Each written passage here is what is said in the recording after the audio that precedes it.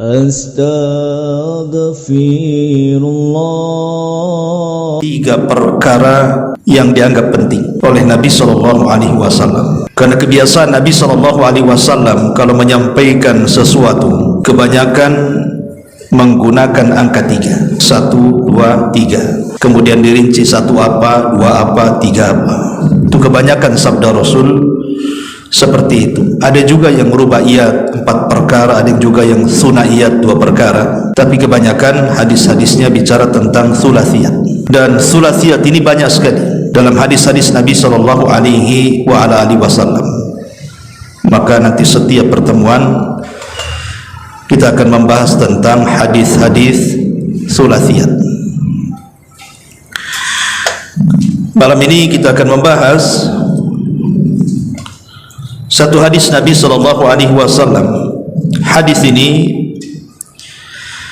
dikeluarkan oleh Imam At-Tirmidzi dan juga Ahmad dengan sanad yang sahih, dan terdapat dalam kitab At-Targhib wa Tarhib dari sahabat Abu Kabsyah Al-Anmari radhiyallahu anhu. Nabi SAW bersabda, salasun, 3 perkara,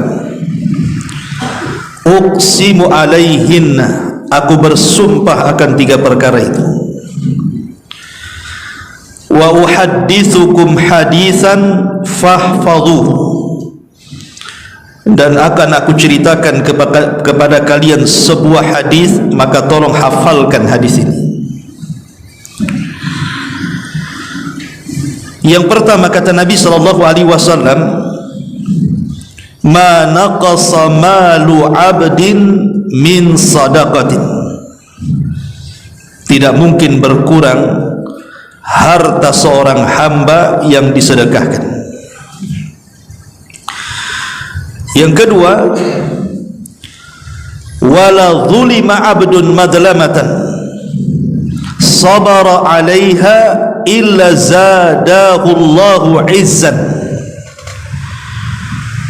dan tidaklah seorang hamba dizalimi dengan sebuah kezaliman kemudian dia sabar menghadapi kezaliman itu, kecuali Allah Subhanahu wa ta'ala akan menambah kemuliaannya di sisinya. Kemudian kata Nabi SAW, fa'fu yu'izzakumullah, oleh karena itulah maka maafkanlah orang-orang yang menzalimimu, maka Allah Subhanahu wa ta'ala akan memuliakan kamu. Ini yang kedua. Kemudian yang ketiga, wala fataha abdun baba mas'alatin illa fatahallahu alaihi baba faqrin, tidaklah seorang hamba membuka dirinya untuk menjadi pengemis, peminta-minta, kecuali Allah Subhanahu wa ta'ala akan bukakan padanya pintu kemiskinan. Inilah diantara sulasiyatun Nabi SAW, 3 perkara yang Rasul bersumpah terhadap 3 perkara ini. Artinya Rasul SAW meminta agar diperhatikan 3 perkara ini. Baik, kita akan rinci. Yang pertama, Nabi SAW mengatakan, ma naqasa malu abdin min sadaqatin, tidak mungkin berkurang harta seorang hamba yang disedekahkan. Akhwatu fillah muliakan Allah Subhanahu wa ta'ala, hadis ini atau poin pertama ini tentang keutamaan sedekah. Nabi SAW di banyak hadisnya sudah banyak menjelaskan kepada kita tentang keutamaan sedekah, bukan hanya di dunia, sampai ke dalam kuburan, sampai ke akhirat. Keutamaan sedekah itu. Adapun di dunia, maka jelas sebenarnya harta yang disedekahkan itu tidak berkurang secara lahiriah saja berkurang. Kalau antum ambil dompet kemudian mengambil uang 1 juta kemudian disedekahkan ke Masjid Al-Fajri, berarti hakikatnya hilanglah 1 juta itu dalam dompet. Itu lahiriahnya. Tetapi kalau kita melihat paradigma Al-Quranul Karim, tidak demikian. Kan Allah Subhanahu wa taala mengatakan, "Matsalul ladzina yunfikuna amwalahum fi sabilillah kamatsali habbatin ambatat sab'a sanabil fi kulli sumbulatin mi'atu habbah wallahu yudha'ifu liman yasha wallahu wasi'un alim." Permisalan orang-orang yang menginfakkan di jalan Allah, maka permisalannya seperti 1 biji yang ditanam kemudian tumbuh 1 pokok. Dari 1 pokok ini tumbuh 7 batang. Dari setiap batang itulah tumbuh 100 biji. Artinya dari 1 biji menjadi 700 biji. Itulah paradigma Quran. Jadi hakikat orang yang bersedekah itu hakikatnya dia sedang melipat gandakan hartanya. Dari 1 juta menjadi 700 kali lipat. Dan itu konsep Quran. Yang menjadikan orang kemudian bakhil tidak bersedekah itu karena tidak mau berpegang dengan konsep Quran. Mereka kembali kepada konsep dari sekuler, yang kalau kita infak 1 juta hilang pula 1 juta. Nah, itu kan paradigma sekuler, ikhwan. Ya. Tapi Quran tidak demikian. Man dzalladzi yuqridullaha qardan hasana fayudha'ifahu lahu ad'afan katsira. Barang siapa yang meminjamkan kepada Allah dengan pinjaman yang baik, maka Allah akan lipat gandakan itu semuanya. Ma'asyiral muslimin yang dimuliakan Allah Azza wa Jalla, kalau saya boleh buat 1 pertanyaan atau dibuat semacam beberapa pertanyaan, siapa di antara kita yang tidak ingin setiap pagi malaikat turun dan mendoakan kita? Tentu jawabannya ya jelas, kalau bisa setiap hari malaikat turun kemudian mendoakan kita. Dan itu hanya diperoleh orang-orang yang bersedekah. Nabi SAW mengatakan, "Ma min yaumin yusbihul ibadu fihi illa malakani yanzilan fayaqulu ahaduhuma Allahumma a'ti mumfikan khalafa wa yaqulu al-akhar Allahumma a'ti mumsikan talafa." Tidaklah setiap pagi kecuali Allah Subhanahu wa taala mengutus 2 malaikat untuk turun ke bumi. Salah satu malaikat mengatakan, "Ya Allah, gantikan hamba-hamba yang suka bersedekah dengan ganti yang lebih banyak." Kemudian yang lain mengatakan, "Ya Allah, rugikanlah orang-orang yang setiap hari mereka tidak mau bersedekah." Jadi setiap hari malaikat itu berdoa loh kepada kita. Antum tidak sadar aja didoakan tuh. Yang pelit didoakan, yang dermawan juga didoakan. Maka sebisa mungkin setiap hari itu kita bersedekah, kan begitu. Bangkrutlah kalau setiap hari bersedekah, Ustaz. Banyak uang recehan, ikhwan.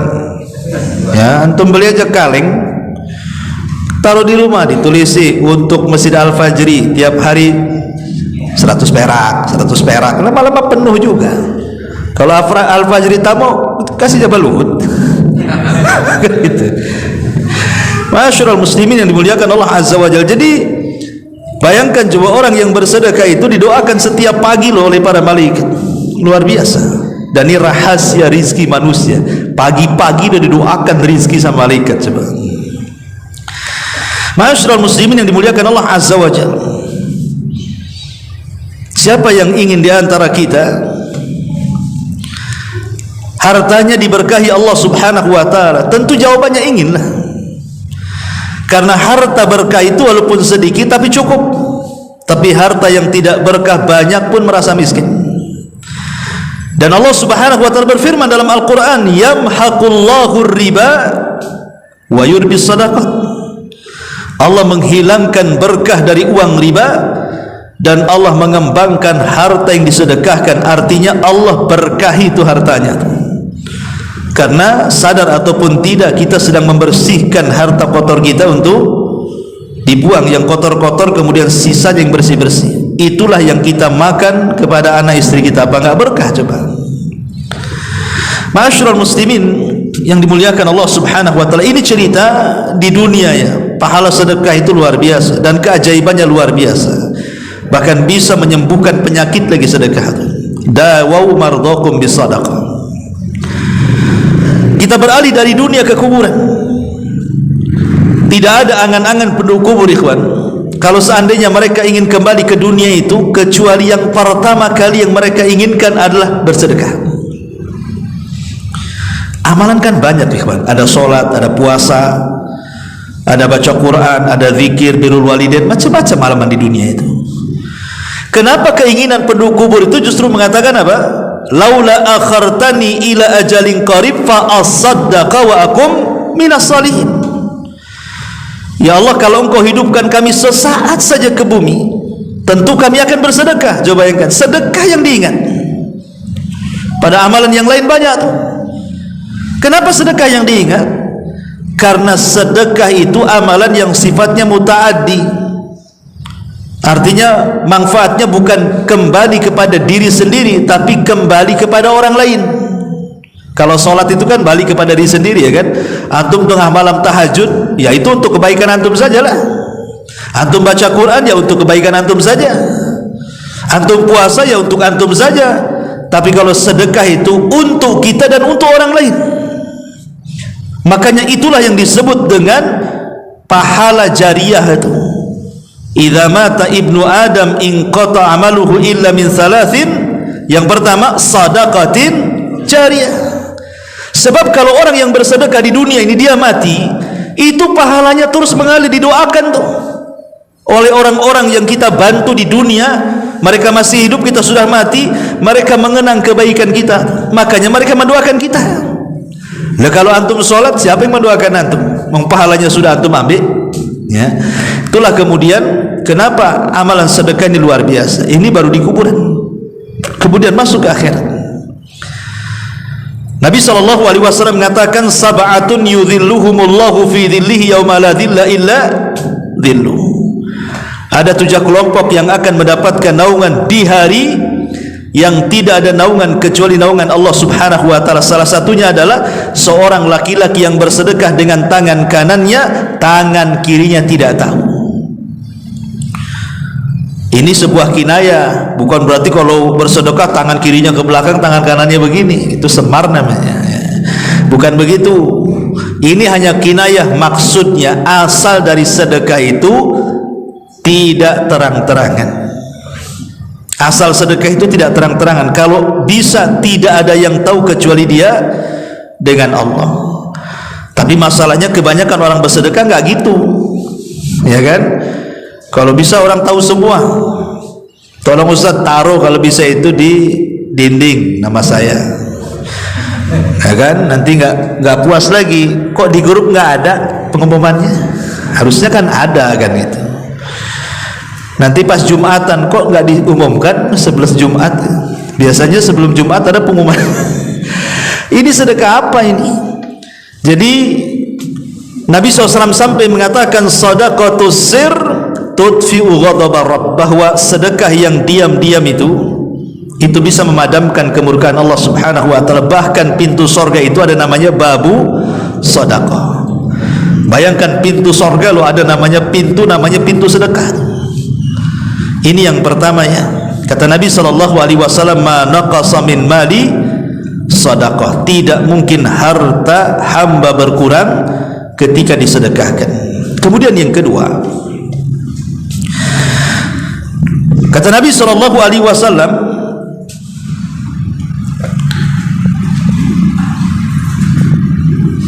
di mana tadi?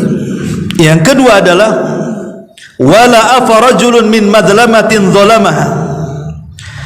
illa zadahu Allah ta'ala biha izzan. Dan tidaklah seorang hamba memaafkan dari kezaliman seseorang kecuali Allah akan tambah kemuliaannya. Dalam riwayat, wala zulima abdun madlamatan fasabara 'alaiha illa zadahu Allahu izzan. Dan tidaklah seorang hamba dizalimi dengan kezaliman, ia sabar tuh, kecuali Allah akan tambah kemuliaannya. Kata Rasul, fa'fu yu'izzakumullah yu'izzukumullahu. Fa'fu, maka maafkanlah, yu'izzakumullah, maka Allah subhanahu wa ta'ala akan memberikan kemuliaan kepadamu, izzan, dengan sebuah kemuliaan. Mengalah, memaafkan itu bukan sebuah kehinaan. Kan ada orang yang menganggap, kenapa kau tak melawan? Cemen kau, katanya. Kita pula dianggap cemen, ya kan? Padahal dalam hadis ini, kalau kita memaafkan justru kita mendapatkan kemuliaan. Tapi di mata manusia beda pula. Ketika kita tidak mau melawan, ketika kita memaafkan, itu disangkanya kita takut, disangkanya kita rendah, kita cemen. Enggak begitu. Islam itu tetap mengutamakan perdamaian. Ma'asyiral muslimin yang dimuliakan Allah subhanahu wa ta'ala, bicara sedikit masalah bersabar di atas kezaliman. Di zaman Nabi SAW, dari hadis Abi Hurairah radhiyallahu an, jadi dikisahkan anna rajulan qala, ada seorang laki-laki datang kepada Rasul, ya Rasulullah, inna li qarabah asiluhum wa yaqta'unani wa uhsinu ilaihim wa yusi'una ilayya wa uhallimu anhum wa yajhaluna alayya. Orang ini ngomong di hadapan Rasul, Rasul, aku ini punya kerabat, aku sudah berusaha untuk menyambungkan silaturahim kepada mereka, mereka pula putus silaturahimku. Aku sudah berusaha berbuat baik kepada mereka, mereka pula berbuat jahat kepadaku. Aku berupaya lembut kepada mereka, kasar pula mereka kepadaku. Antum pernah mengalami seperti ini? Atau antum yang kebalikannya? Kan gitu. Ya.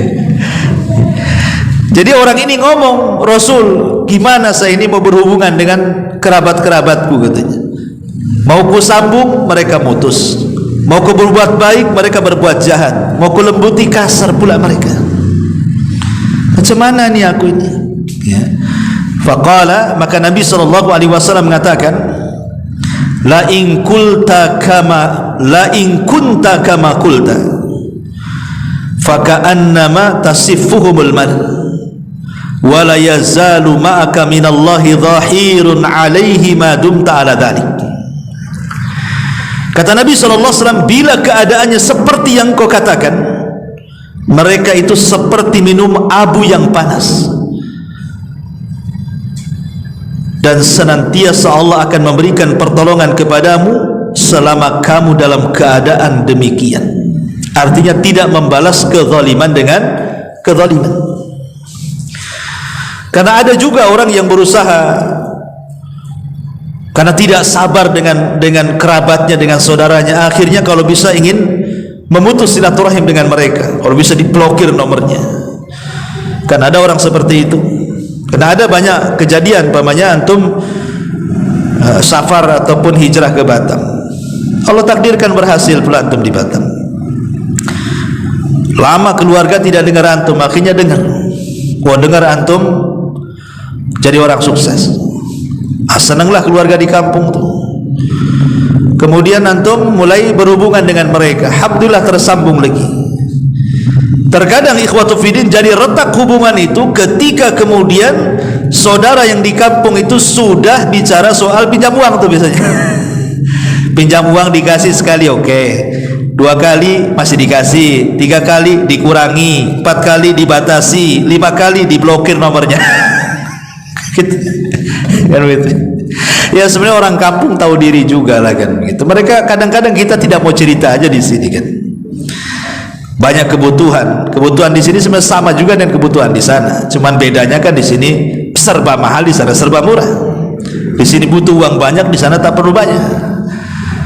Tapi kadang-kadang gitu. Nanti ketika kita tidak nolong mereka, marah pula orang kampung tuh. Mana nih saudara ini kok kayak gitu gitu.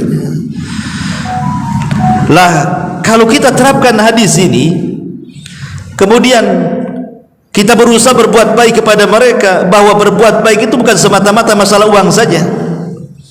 Ini yang tidak dipahami manusia, seolah-olah berbuat baik itu kalau urusan uang.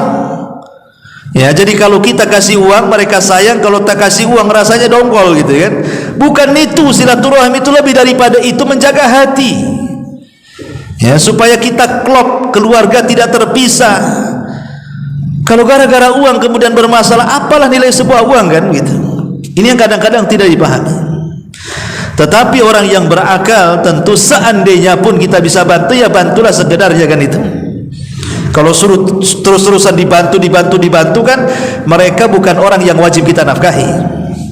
Lain kalau orang tua berdosa antum ngirim duit, ataupun anak istri berdosa kalau kita dinafkahi, karena mereka orang-orang yang wajib kita nafkahi kan. Tapi kalau saudara, kerabat itu kan tidak wajib, sebagian mereka sudah menikah, mereka punya tanggung jawab, suami mereka yang kasih makan kan. Kenapa kemudian kita pula terus dimintai seolah-olah kita pula tanggung jawab kepada mereka? Lah ini yang harus dipahamkan, bahwa silaturahim itu bukan semata-mata hanya sekedar masalah dunia saja. Lebih daripada itu menyambungkan kekeluargaan, saling mendoakan, saling bertanya soal kondisi dan lain sebagainya. Luas hubungan keluarga itu, bukan hanya semata uang saja. Tetapi ikhwatul fiddin muliakan, Nabi SAW kemudian mengajarkan sebuah kaidah kepada kita. Kalau kita di posisi orang yang dizalimi, disakiti, tetap antum tidak boleh memutus hubungan dengan mereka. Cukup kita diamkan saja. Ya, diamkan saja tanpa harus memutus silaturahim. Diam saja. Dan tidak usah membalas dengan keburukan, apalagi mengungkit-ungkit jasa, enggak boleh. Itu namanya memberikan sedekah, hilang pahala sedekah kita. Taib, masyarul muslimin yang dimuliakan Allah Azza wa Jalla. Karena Nabi SAW pernah mengatakan, al-muslim idza kana mukhalitan linnas wa yasbir ala adahum khairun minal muslim alladzi la yukhalitin nas wa la yasbir ala adahum. Seorang muslim itu kalau berkumpul bersama manusia, kemudian manusia menyakitinya dan dia sabar, itu lebih baik daripada dia menyendiri manusia, tidak ada yang menyakiti dia. Itu tidak lebih baik daripada orang yang disakiti di tengah-tengah manusia. Kenapa? Karena orang yang di tengah-tengah manusia, kemudian ada manusia yang menyakitinya, kemudian dia bersabar, adalah pahala sabar di situ. Lah kalau antum kemudian menyendiri pindah ke hutan, kira-kira siapa yang menggibahi antum di situ? Hah? Orang hutan? Nah, mungkin juga orang hutan menggibahi antum kan? Nggak ada tantangan di situ. Makanya seandainya kemudian ada orang yang datang menyakiti kita, ini satu peluang kita untuk menambah pahala. Dengan cara apa? Sabar. Dan ingat, pahala sabar itu jauh lebih besar dibandingkan ibadah-ibadah yang lainnya. Karena Allah yang mengatakan, innama yuwaffas sabiruna ajrahum bighairi hisab. Kami akan cukupkan pahala orang sabar itu tanpa batas. Nggak ada nominalnya tuh. Ya. Ma'asyiral muslimin yang dimuliakan Allah Azza wa Jalla. Dan ingat, Allah berikan keutamaan khususnya orang-orang yang dizalimi. Orang-orang yang dizalimi karena kata-kata orang, karena dia difitnah, dibuli, digibah, direndahkan, disakiti, atau apa namanya lah kezaliman itu, dirampas hartanya, diambil haknya, disakiti badannya, macam-macam. Tetap Allah itu maha adil. Bukan berarti orang yang dizalimi tetap dalam kondisi tetap dia dari pihak yang terzalimi. Tidak ada keadilan, ada keadilan. Allah memberikan keadilan. Wah, tidak selamanya orang-orang yang dizalimi itu sakit terus. Tapi Allah Subhanahu wa taala berikan keutamaan. Salah satunya apa? Doanya orang yang dizalimi itu mustajab. Ingat, doanya orang yang dizalimi itu mustajab. Kata Rasul, fattaqi da'watal madlum fa innaha laisa bainaha wa bainallahi hijab. Takutlah akan doa orang yang dizalimi, karena doa dia melesat sampai ke langit sehingga tidak ada penghalang antara dia dengan Allah, pasti mustajab. Dulu ada seseorang dari zalimi diambil tanahnya. Saya lupa seorang sahabat Nabi. Jadi dia mengadu kepada seorang gubernur yang ada di tempat itu. Dipanggillah orang yang ngaku itu dan mengatakan, betul itu tanahmu? Iya, ini tanah saya. Si fulan mengambil tanah saya. Kata yang punya tanah, demi Allah ini tanah saya. Kalau tidak salah Sa'id ibn Zaid, Sa'id ibn Zaid, salah satu dari 10 sahabat yang dijanjikan masuk surga itu, Sa'id ibn Zaid namanya. Jadi dia diklaim tanahnya sama orang. Dia mengadu, itu tanah saya. Tidak mungkin saya sahabat Rasul mengambil tanah orang, katanya.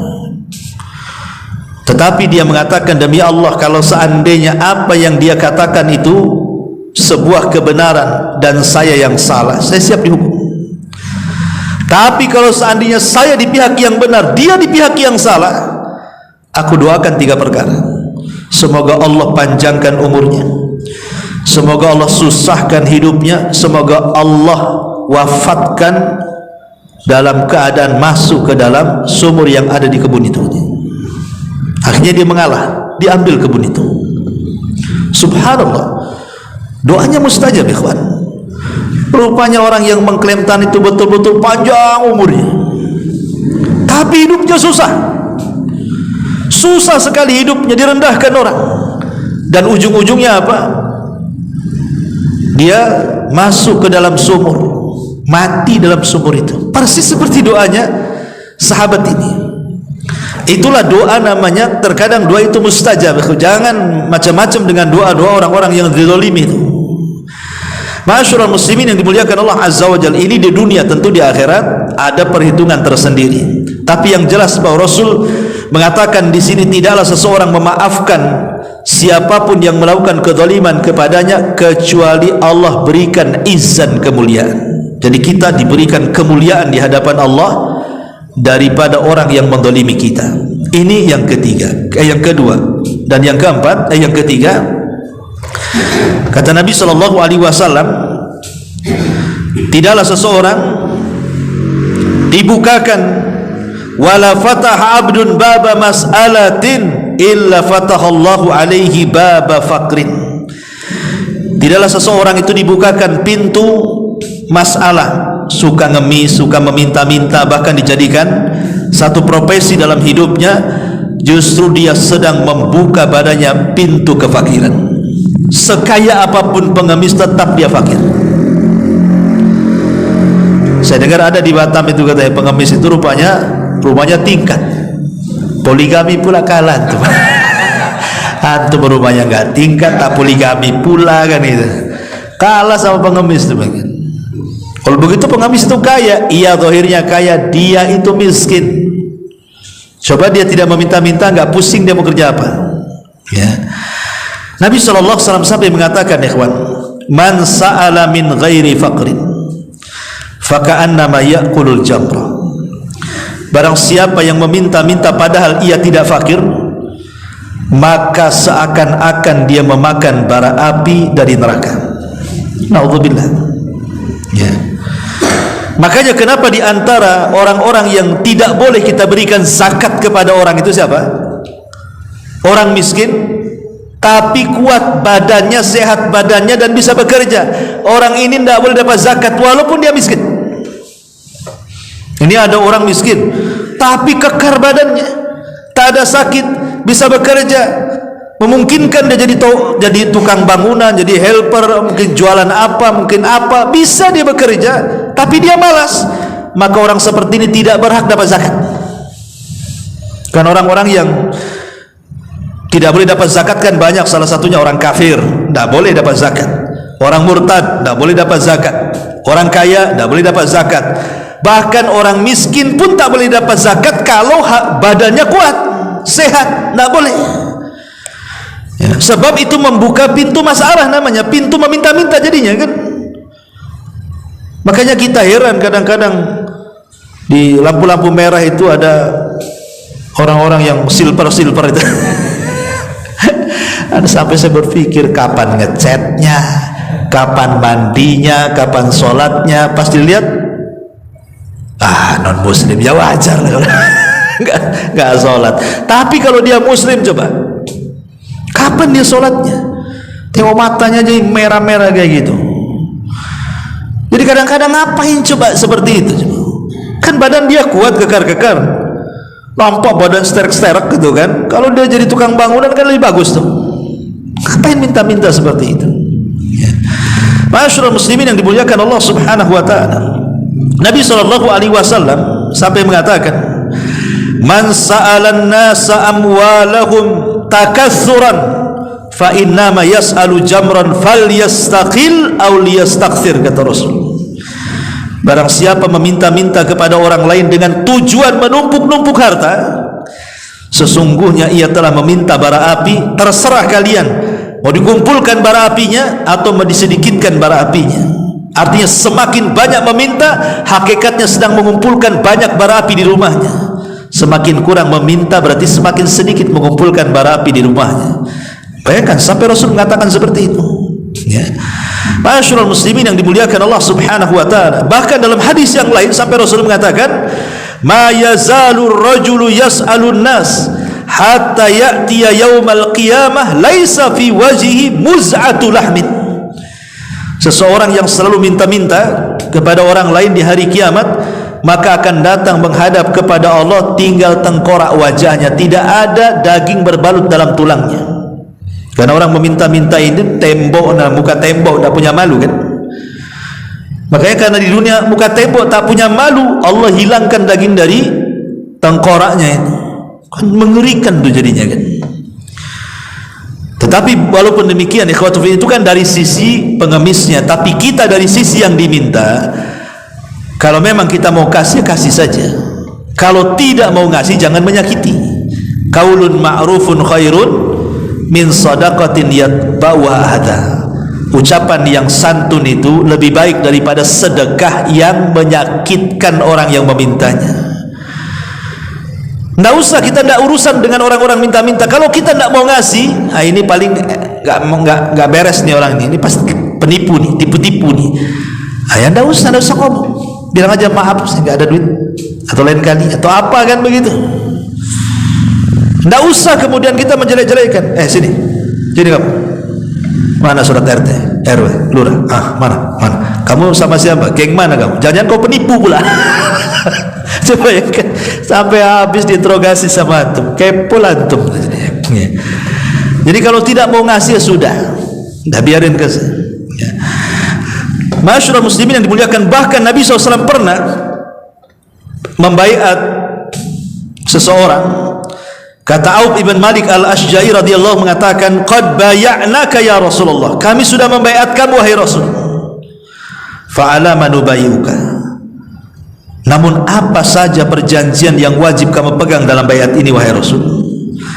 Maka Rasul mengatakan, "Ala an ta'budallaha wa la tusyriku bihi syai'an was salawatil khamsi wa tuti'u wa asarru kalimatan khafiyah wa la tas'alun nasa syai'a." Kata Rasul, wajib atas kalian menyembah Allah, jangan melakukan kesyirikan. Yang kedua, wajib atas kalian salat 5 waktu. Kemudian Rasul berbisik-bisik dan mengatakan, dan jangan jadi peminta-minta ya. Tapi Rasul yang ini agak dilirikan ngomongnya, yang tadi keras tadi, sambil ngomong, dan jangan jadi peminta-minta. Begitu maksudnya. Saking pentingnya Rasul masih menyampaikan juga seperti itu kan. Karena dulu ada seorang sahabat, kalau tidak salah Abu Sa'id Al-Khudri radhiyallahu anhu, dia mengatakan, istri mengatakan, "Wahai suamiku, mintalah sama Nabi, kita udah nggak ada yang dimakan lagi," katanya. Dan saya tahu tidak mungkin Nabi diminta kecuali ngasih. Mintalah seperti sahabat yang lainnya. Abu Sa'id Al-Khudri tidak mau, malu, jaga izzah. Masalahnya makanan yang dimakan sudah nipis masalahnya. Cemana besok makan, apa yang mau dimakan? Terpaksalah dia melangkahkan kaki menuju Masjid Nabawi, mau minta. Baru sampai di pintu masjid, Rasul pula ceramah. ceramahnya pula mengingatkan soal larangan meminta-minta. Bayangkan. Ya. Apa kata Rasul? Wa man yastaghni yastaghnillah. Siapa merasa cukup, maka Allah berikan kekayaan. Barang siapa yang menjaga untuk meminta-minta, maka Allah Subhanahu wa taala akan jaga kehormatannya. Tak jadi masuk ke Abu Sa'id Al-Khudri. Padahal tujuannya mau minta-minta tuh. Lah, kok ceramahnya nyinggung saya kan gitu. Nggak jadi. Dia bersumpah setelah mendengar hadis ini tak mau minta-minta. Subhanallah. Setelah itu Allah berikan kekayaan, dia jadi orang kaya Madinah. Betul kata Nabi, barang siapa yang merasa cukup, Allah berikan kekayaan. Siapa yang tidak minta-minta, Allah berikan kehormatan. Jadi orang kaya dia. Nah, dari sini ma'asyiral muslimin yang dimuliakan Allah Azza wa Jalla, karena Rasul mengatakan siapapun yang membuka pintu meminta-minta sama dengan membuka pintu kefakiran, kan jadi fakir selamanya dia. Inilah dengan tiga, atau disebut sulathiyatun Nabi sallallahu alaihi wasallam, tiga perkara yang disabdakan Nabi sallallahu alaihi wasallam. Ada sekitar 20 hadis tentang sulathiyat, dan insyaallah kita akan bahas setiap pertemuannya. Subhanakallahumma bihamdika asyhadu an la ilaha illa anta astaghfiruka wa atubu ilaik. Allahu ta'ala.